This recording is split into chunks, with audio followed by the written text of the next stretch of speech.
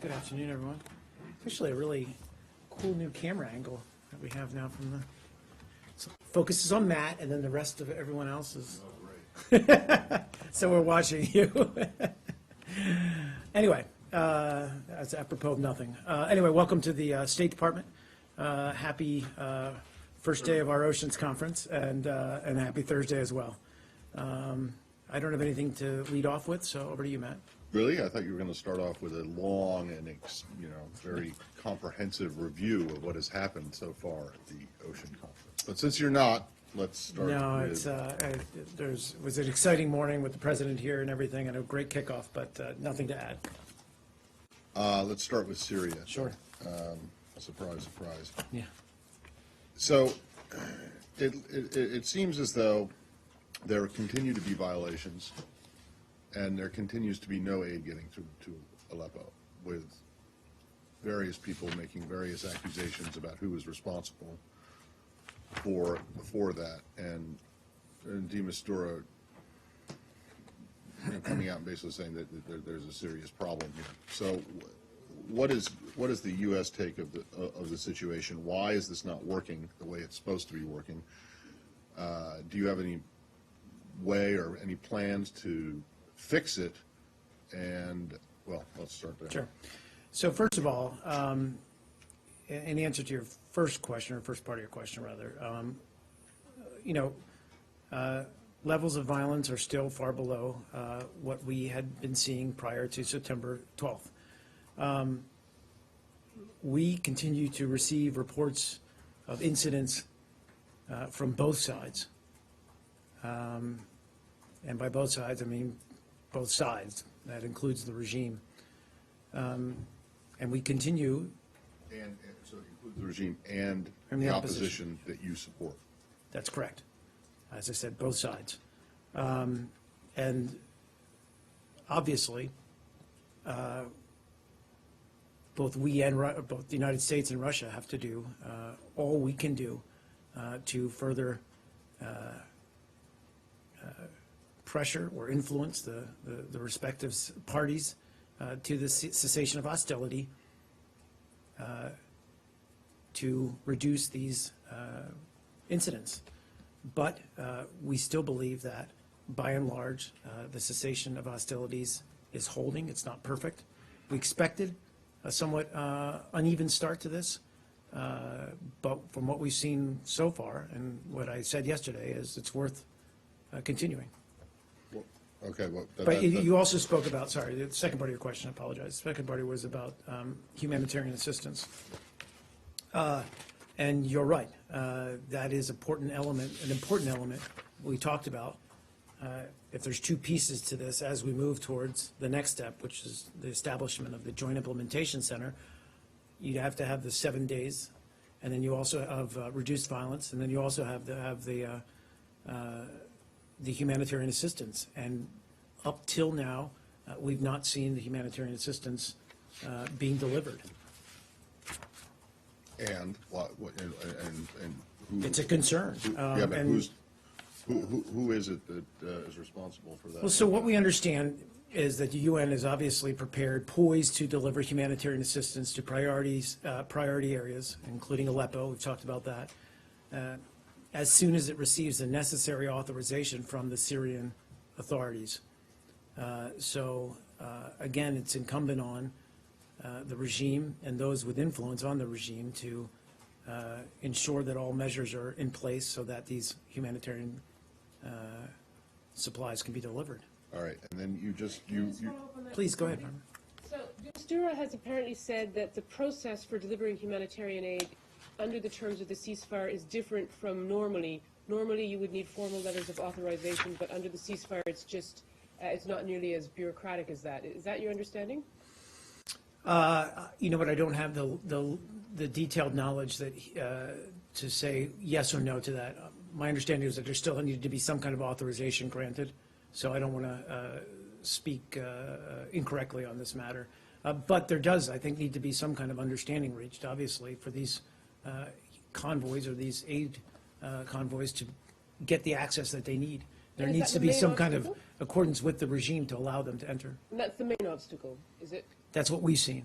And any suggestion as to why 3 days, what's today, Thursday, 4 days into the ceasefire, this very key element of it, which seems sort of obvious to follow up on, is not being done? I don't have much to add beyond what I just said, which is that it continues to be held up, and the UN is indeed, as I said, poised to deliver this aid, but they need the necessary authorization to move forward.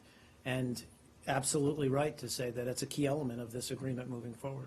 I just wanted Please. to, you used again the phrase that you have used since this deal took effect. Yeah.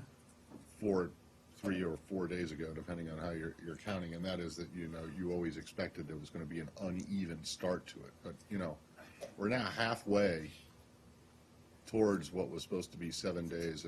When is it no longer an uneven start, but yet rather a failure?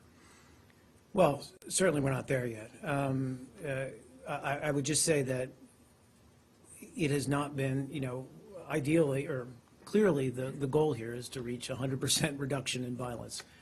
We're not there, and we're not claiming to be there. We've seen incidents.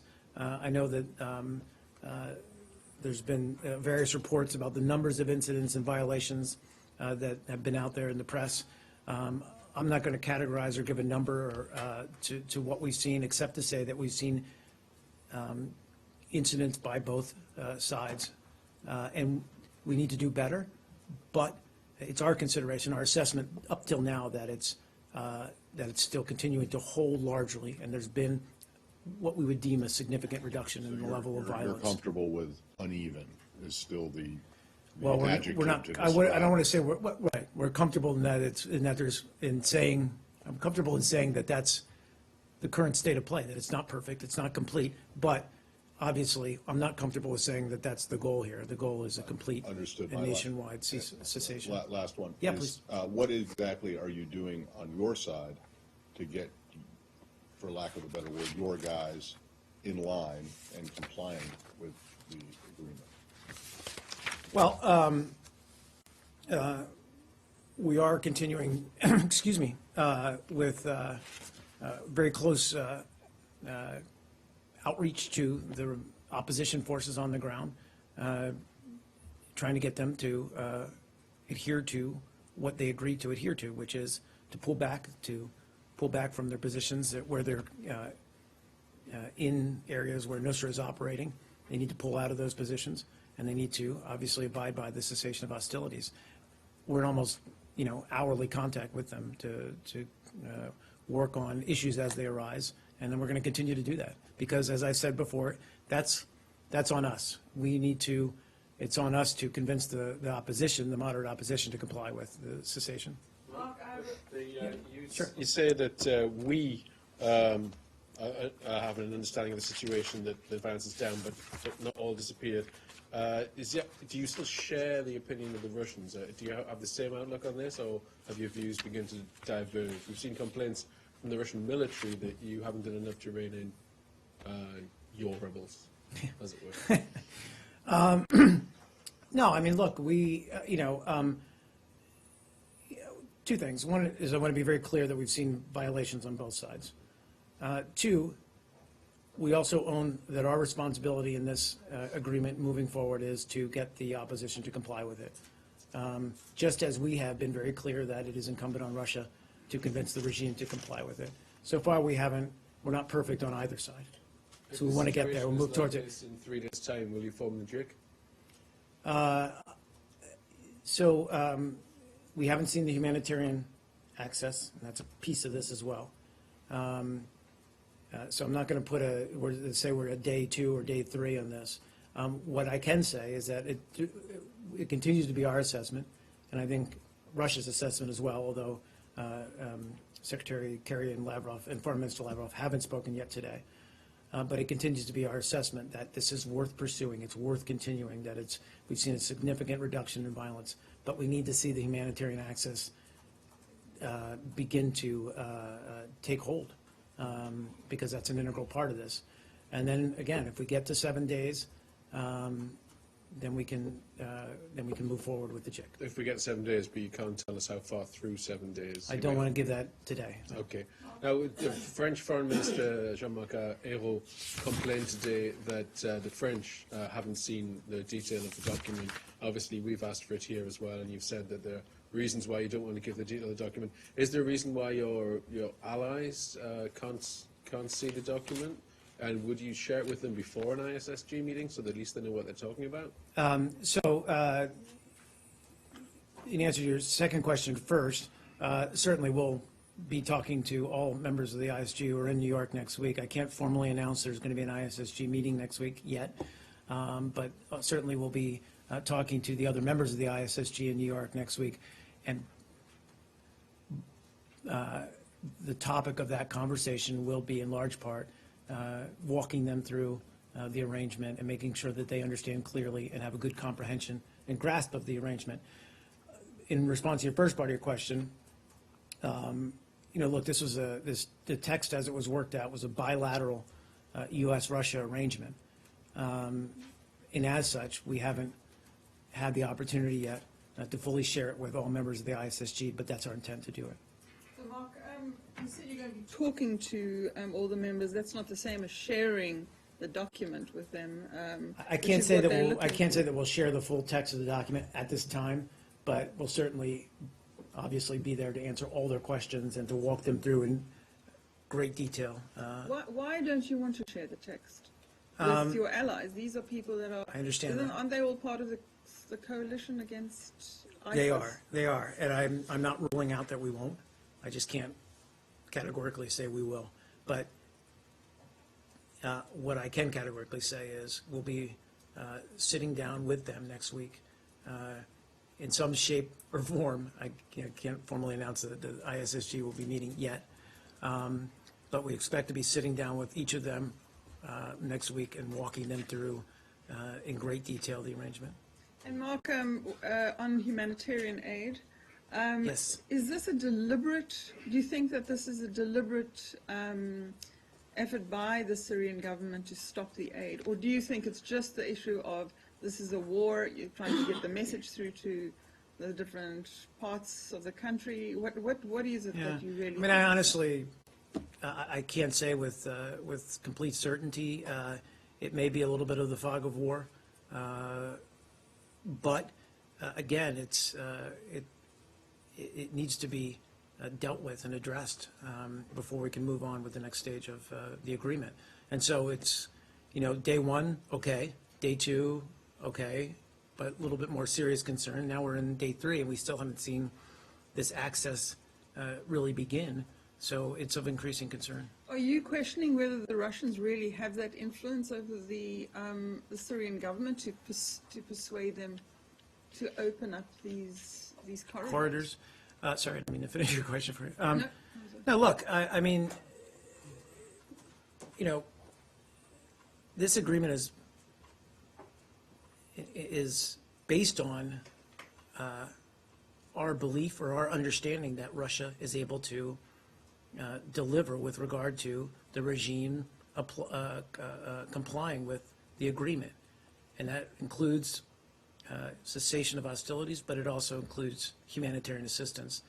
I don't have a clear understanding of why that second piece of it has become or has been so difficult. But we expect that the Russians will be able to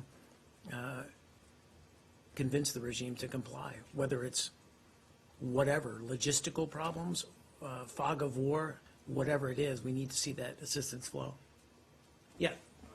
To go back to Leslie's question. Sure. I know Secretary Kerry had addressed this, but still doesn't feel like we've gotten a complete answer. What is it about this agreement that makes you not want to share it? I mean, we had the U.S.-Israel agreement yesterday. You come out with a fact sheet that sort of gives blow by blow what's going on there. I know there's security issues to deal with, but it's just so strange that we have this really big, important agreement and you're not willing to share the text. Well, a couple of things to say about that. One is that it's a bilateral arrangement.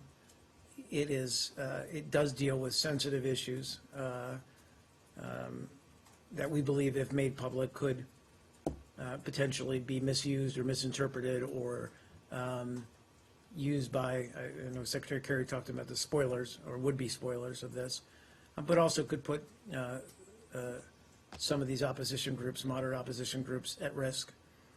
But all that said, we have done our best, both with the media, but also with the other members of the ISG, to talk them through and answer their questions about the agreement or the arrangement. We're going to continue to do that. And at some point, we may very well make this thing public. It's just we're not at that point yet. Does that, Me to the moderate opposition? You're talking about, I'm sorry, I missed the The first part. government of France, is that a would-be Not, spoiler? of course not. Of course not. And as I said, So we'll- those two as I said- explanations don't apply to, I understand to the that, question about and I French said that farmers. we're obviously going to be sitting down with other members of the ISSG next week in New York, walking them through in painstaking detail and answering every question they may have about the do you agreement. object if Russia shared it with more people? I mean, that's ultimately a decision for Russia. I'm not going to speak on behalf of them. but does that mean that you don't trust the other members of the ISSG Not to at keep all. this Not at all. confidential? Not at all. I just think we're at a point now, and it's true as well with, our engagement with the opposition. It's a complex agreement. We're trying to lay it out as clearly and as fully as we feel we can, given the sensitivities of parts of it or elements of it. But, we're working with the opposition and we're working with the other members of the ISSG. And frankly, it's in our interest that the other members of the ISSG understand, and we've been engaging with them on this, what this agreement's about, because it's, again, this hinges on their ability to convince the groups that they support within the moderate opposition. And just the last thing, does Please, do the spoilers include the U.S. Defense Department? No, that's not at all what I meant, and not at all what the Secretary meant. Can you be as generally as possible, because I know because to say it would give it away. Okay, yeah. What generally sensitive information? is the threat to the moderate opposition? I think it has to do with what we talked about within the designated area where some of these forces lie or where they're located at. And we've even talked about this in terms of, even with the Russians, that, we've been,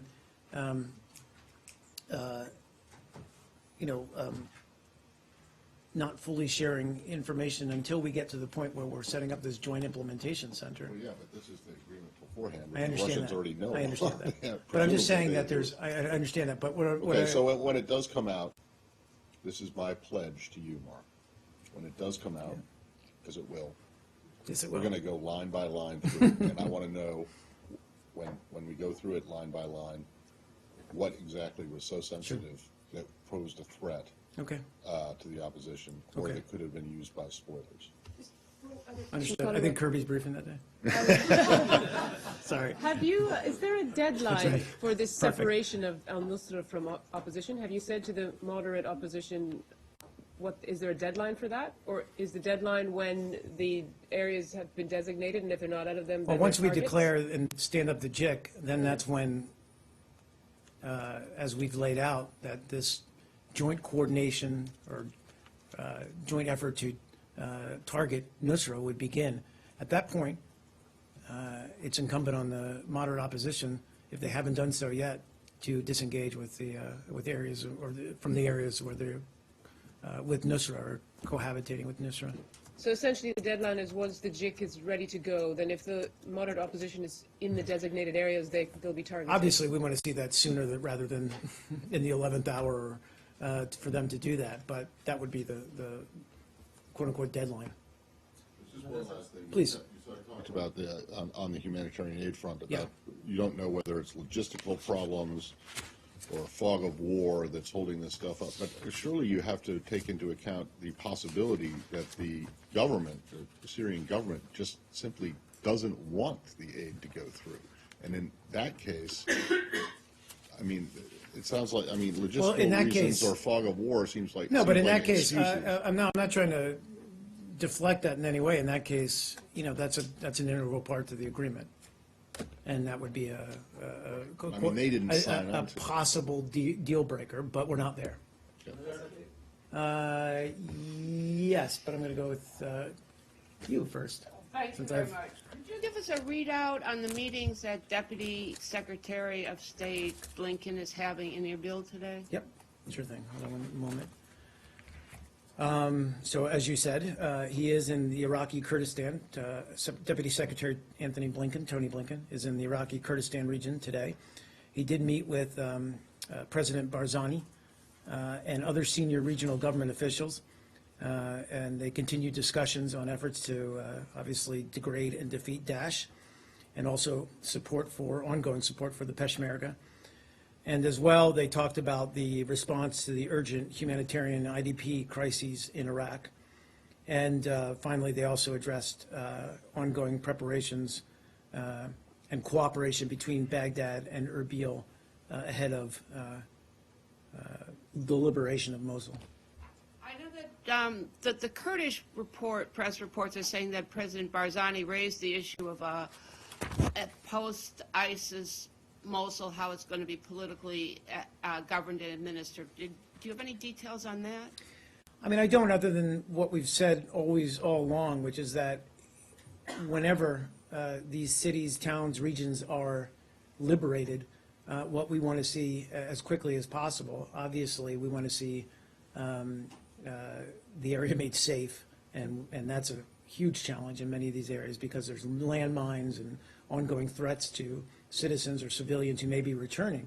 But the other thing is we want to see is services restored, local government restored. We want to see as quickly as possible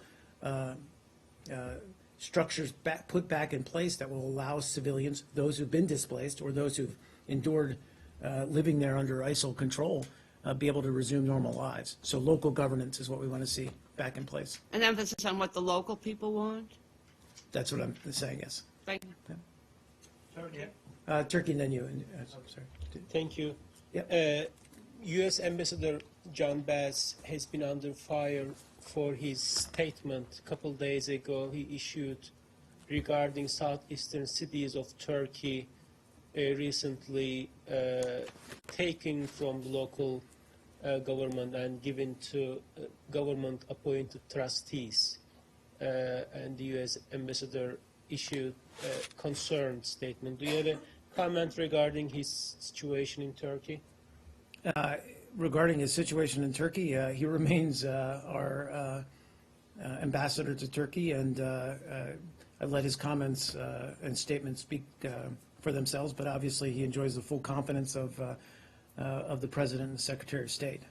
So his statement regarding concern over this local government, most of them in southeastern of Turkey, taken as he is intervening Turkey's internal affairs. There are Turkish ministers who came out to condemn his remarks or statement, including Foreign Minister and other ministers. What's your response to this argument that he is intervening Turkey's internal matters? We would disagree. And again, his comments stand. We support his comments, and as we've said all along in our relationship with Turkey, where we do, and we have a strong relationship with Turkey, obviously, across many aspects. But when we do have disagreements with regard to human rights or the state of Turkey's democracy, we feel we have a strong enough relationship to make those concerns public. So you are saying this statement is not ambassador's personal initiative. This is your government's also. Look, I mean, any time an ambassador speaks, it's on behalf of the U.S. government. So can we stay with the U.S. ambassadors in uproar or causing uproar, furor? Okay. Where's that? Where's the next one? There's two others. Okay. Maybe you're not aware of them. Italy and Romania. I believe I'm Familiar with aware either of. of Go these ahead. situations? I think I'm aware of the Italy. Going to ask this yesterday, but we didn't have time. Yeah. So, Why don't you ask me the question first? well, I just want to know what you have to say about the situation with your ambassadors in Italy who's been. With regard to our ambassador to Italy, Ambassador Phillips, I think you're talking about comments he may have made about or he made rather, about the referendum. Yes. Well, I'm not going to parse his comments, which I understand were made at a think tank event. But I will say that the United States solidly supports Italian efforts to streamline and modernize political institutions in Italy and put the country on a path to long-term political stability and economic growth. And you know, are you familiar with the issue in Romania, which is, yes, Yes, I can go to that one next. the flag, the photo? Yeah, I do know what you're talking about yes. So I think our embassy has already put out a statement about this, but Ambassador Clem is our ambassador to all of Romania. He regularly travels throughout the country, meeting with diverse groups from all parts of Romanian society. And as an ally and strategic partner of Romania, the United States supports and applauds Romania's democracy and its efforts to consolidate democratic institutions with the full equal participation of all segments of Romanian society. Okay, so more broadly, that's 3 ambassadors we've just gone through here who are Yes, sir. who have been at the center of something. And then, of course, there's Ambassador Goldberg in the Philippines, who was also recently the subject of a bit of controversy. Are you concerned at all that there seems to be I mean, this isn't this isn't the age-old saying two is a trend. This is 4 now. No, look, Matt, I mean, it is, and I think the Secretary would agree that, our ambassadors, wherever they serve, are frontline diplomats. We want them to be as engaged on the issues that are in our interest and in the interest of human rights and the ideals that we hold dear as a nation as they can possibly be. And if that's being out there within the population or working with different segments of the societies or speaking on where they see or have concerns, speaking out about those concerns, we support them fully. Thanks. Yep, in the back. Oh, I'm sorry, TJ, Okay, again, I okay, promise. okay. Yeah, I'm sorry. Didn't mean to slight you, sir. No. Yeah, so 10 minutes. Go. Okay. So the first question is, I have just 2 questions. One is the Senator Warner, and along with another senator, has written a letter to Secretary Kerry about the Guardian, system, aircraft system sale to India. The question is, has the Secretary received the letter? Has he responded? I know you won't talk about the sale and all that, but has he received the letter? Has he responded? So I'm not sure, I can't confirm that he's received the letter. We will get an answer for you on that, because we can do that. Okay, But like any piece of congressional correspondence, once we do, we would obviously assess it and respond accordingly. I was just wondering, because it says here that I have the copy of the letter, September 2nd, and today is 15, so I how just long can't- it takes yeah, to travel? I'm sure it's a matter of days, Yeah. if not a day, but I just don't have confirmation that we've And- received it and the Secretary's read it. And the second question is, I had earlier asked about, there's a delegation of Indian members of parliament visiting Washington DC. I'd asked about if they are going to visit this, have a meeting with this building people, and nothing has come till today. This So is do you have I'm sorry, I apologize. What an is? a delegation from the Indian Parliament, members of Parliament, is in town. I was told that there were 2 questions. Who's paying for it? That they clarified that US is not paying. And the second was their meetings in this building. Let me take that and get back to you. Okay, thank you. I'm as quick Do you and I'll wanna get back. Yeah, Lally, and then I'll get to you. I have a few questions on Afghanistan. The president of Afghanistan is asking Pakistan to include India in the transit trade agreement. I'm asking this question because this agreement between Afghanistan and Pakistan was signed as a result of tough negotiations done by late Ambassador Holbrooke. At that time, India was not included in that agreement. Now Afghanistan is asking that India should be included so that it can import. So you're talking about, you're talking about a meeting with, I'm talking about Afghanistan is asking about including India in the transit trade agreement it has with Pakistan. with Pakistan, Yes. and what our position is on that? Yes. Yeah. I would just say, speaking broadly, that we would support stronger trade relations within the region. And we've all long said that It's a priority for the United States, at least, but should be a priority for the countries in the region to all work more cooperatively and constructively together. And trade agreement would be part of that. So do you support Afghanistan's viewpoint that India should be included in that? I think we would encourage, as I said, stronger trade relations between all the countries of the region. Thank you. At the same time, Afghanistan has also said that if India is not included, Pakistan denies that thing. It will deny Pakistan the right to transit its goods to Central Asia through Afghanistan. Well, look, those are, I'm not going to weigh in on the negotiations between, bilateral negotiations between Afghanistan and Pakistan. Afghanistan is a sovereign country and it has its own rights, it has rights to make its own decisions with regard to who it decides to allow trade relations with. But broadly speaking, again, it's in the interest of the region. It's been a consistent goal of ours strategically to promote stronger relations between all the countries. And one more quickly. A president of Afghanistan was in New Delhi meeting Prime Minister Modi this week, and India has announced 1 billion aid to Afghanistan. What do you say about that? Do you have any thoughts on it? Well, I mean, look, this is something, we obviously support India's generosity and focus on Afghanistan and willingness to help Afghanistan become a stronger, independent country that has the stronger economic growth, certainly, but also has the capacity to defend itself and provide for the security of its people. The fact that India is willing to invest in that future, we view as a very positive sign, and we appreciate India's effort. Thank you. Please, Nike. Quickly on Yep. Libya, do you have anything on On the Libya? Libya, Do you have okay. anything on the reports put together by a panel of British lawmakers in which in saying that the military intervention by Britain in 2011 is based on, quote, erroneous assumptions and an incomplete understanding?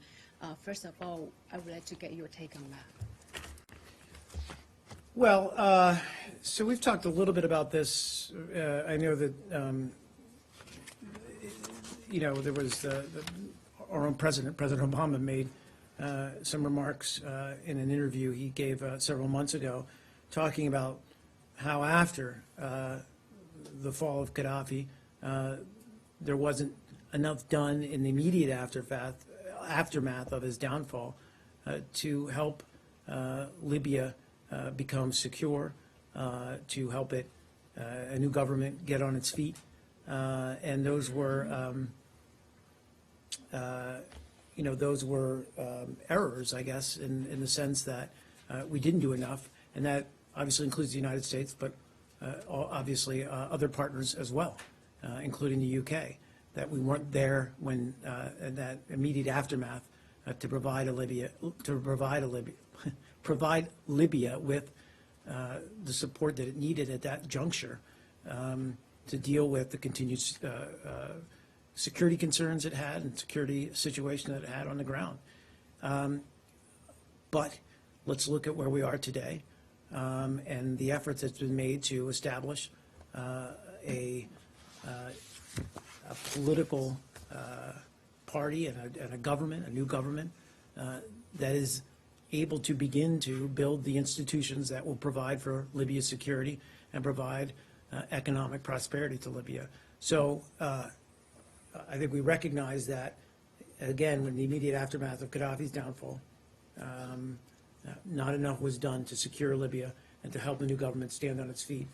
But, since that time, there has been tremendous focus, and certainly Secretary Kerry has led many of these efforts in order to set up a new government, the GNA, but also to go after and help it cope with threats from ISIL and really consolidate power within Libya. What we need to see more progress on is exactly that. We need to help the government stand alone as the legitimate government of Libya, and we need all the various sects and parties to come together underneath that government. And only then can the government, the GNA, provide for Libya's long-term security. Because you Yeah, I'll get it, I promise. Because U.S. I promise. also took part in the bombing, so are you saying that the reports found by those British lawmakers are correct? I'm not sure, I haven't read the full report. What I was told was that it pointed or had concerns about the fact that not enough was done in the immediate aftermath of Gaddafi's downfall to support Libya. Now, if that's not correct, I'm not sure what else you're pointing to out of that report. Are you seconding the finding that the intervention is based on Iranian assumptions and incomplete understanding? The intervention that to The stop interventions- Gaddafi? Yeah. Not at all. We've spoken very strongly about that. I mean, we had at the time statements that Gaddafi was making that he was going to go into various cities that were held by or rebel-held cities, that he was going to hunt people down like dogs from house to house and kill them. Basically, he was predicting or pledging that he would carry out mass killings. And so based on that, we had every right, we believe, the international community to do what we did, which is carry out airstrikes. Mark, we, Bob said the same thing. Yes, he has. Essentially said, well, he's made many of the same threats, but, And he actually carried them out. well, we acted before Gaddafi was able to carry those out. But, Right, but you didn't act. well, we've got a plan in place for Syria that we're trying to, anyway, last Okay. question. well, Mark, we have a story on the wire saying that Tom Shannon met with a Houthi team in Oman this week with a proposal on Yemen. Can you confirm that he was actually in Muscat and presented a U.S.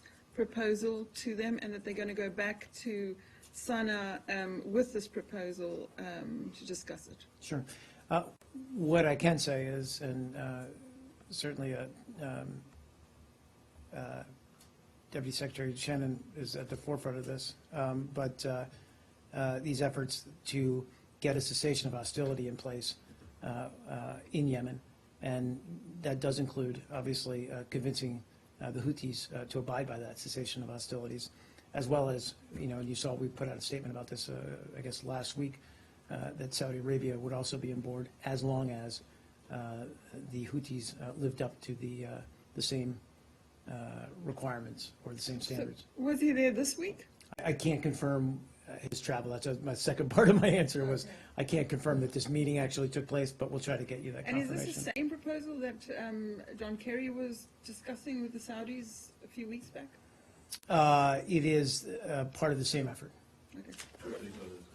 Isn't it Undersecretary? Did I say, I apologize, Undersecretary You Tom can't Shannon. confirm his travel, but can you confirm that he was in fact in this building yesterday signing the MOU with the Yes, Israeli? yes, he was, but she said last week. Okay, yeah, I can, yes.